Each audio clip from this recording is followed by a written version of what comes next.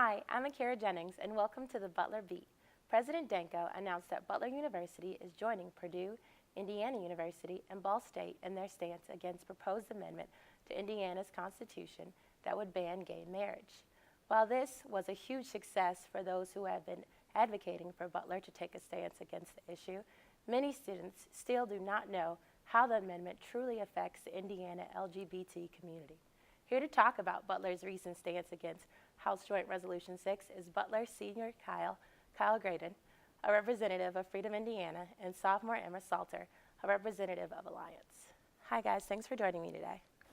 Hi. Hi, thank you so much for coming. Thanks for having us. So guys, what does this mean for Butler to really take a stance against this issue? Well, like other institutions of higher education have done, they've come out and publicly opposed it. And it's important for Butler to kind of show that universities stand united on this issue. Institutions of higher education should be ones that are leading social change. Diversity and community of care is something huge here at Butler, and we think that should apply to all Butler students, faculty, and we should be involved in the community and stand together, united. Exactly. Yes, definitely. So how did that happen? Like, what was the process to get that done? Well, it was a very long process.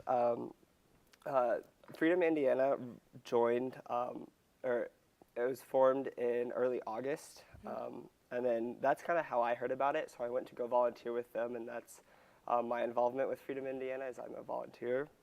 And then I approached Alliance on this issue because I had just found out about it, and I thought it was awful, and I wanted Butler to do something, but I couldn't do anything on my own, so I approached Alliance, and they jumped on board. DEMIA got on board. Faculty got on board. It was really a group effort to kind of really push this issue and try to show to the Board of Trustees that, hey, we think Butler should do this. Yes. So if enacted, what would HJR 6 do to the LGBT community here?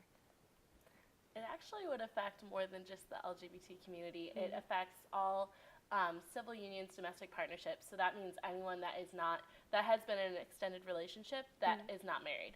So specifically for the LGBT community, that would mean taking away things like hospital visitation, domestic partnership benefits and protection, all kinds of stuff. And we don't actually know what could happen if this was to pass. There are a whole realm of things that could happen to the LGBT community, but it really affects so much more than that.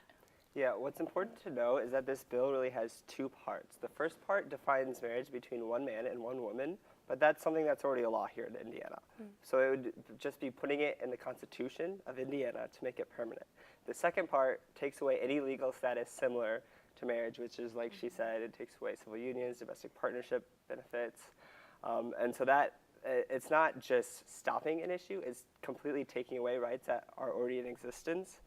So it's important to know that. And it's going in the Constitution, so it's something that would be permanent. And our Constitution is not a place for discrimination. Yes. So would you say a lot of Hoosiers are aware of what HJR 6 is? Or is there still a lot of gray area? Well, I think the bill itself is kind of vague and misleading. So I don't think,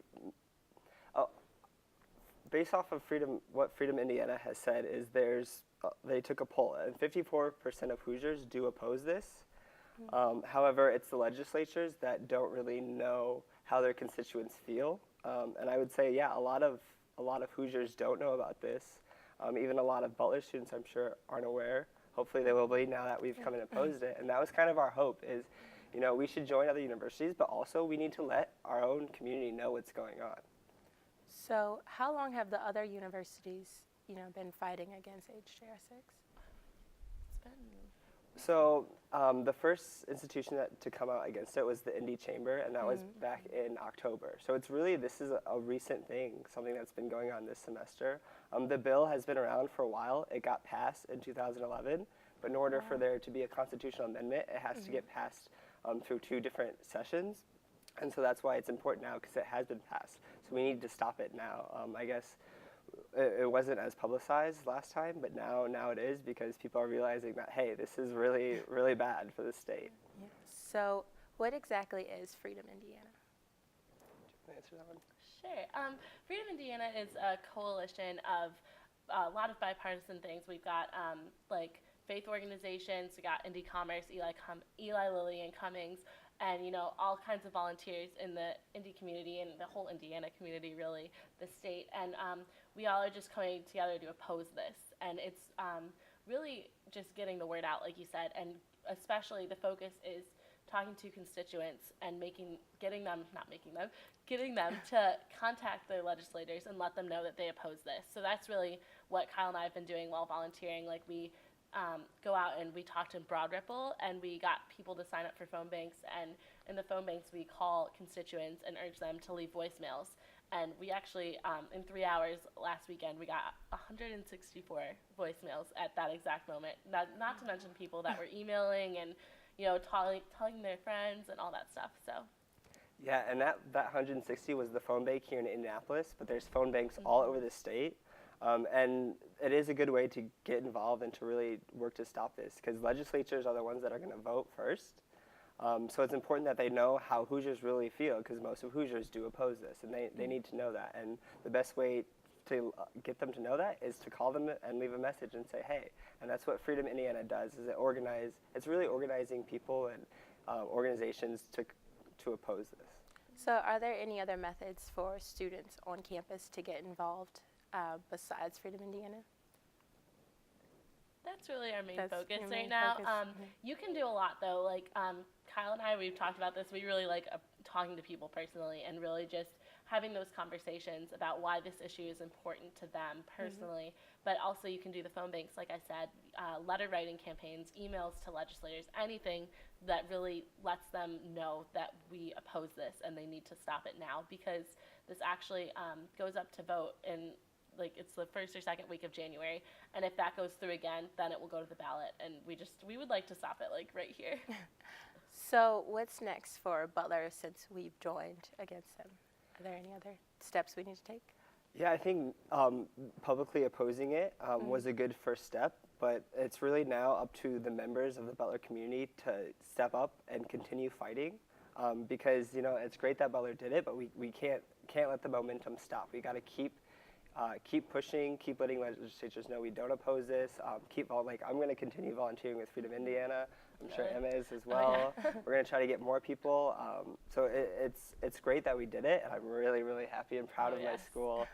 It was definitely a good day to be a Bulldog yesterday, but there's still more work to be done since the bill hasn't been stopped yet. So does the vote actually take place? So the vote could be as early as January 7th, I think. 7th 7th or 8th, yeah. or something like that, and then as late as February, like the end of February, I think. Yeah.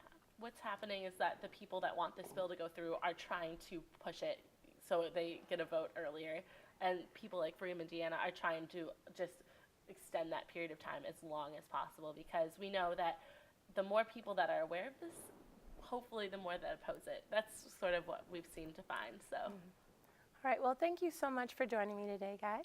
Yeah, thank you. This has been Akeira Jennings for the Butler Beat. Thanks for watching.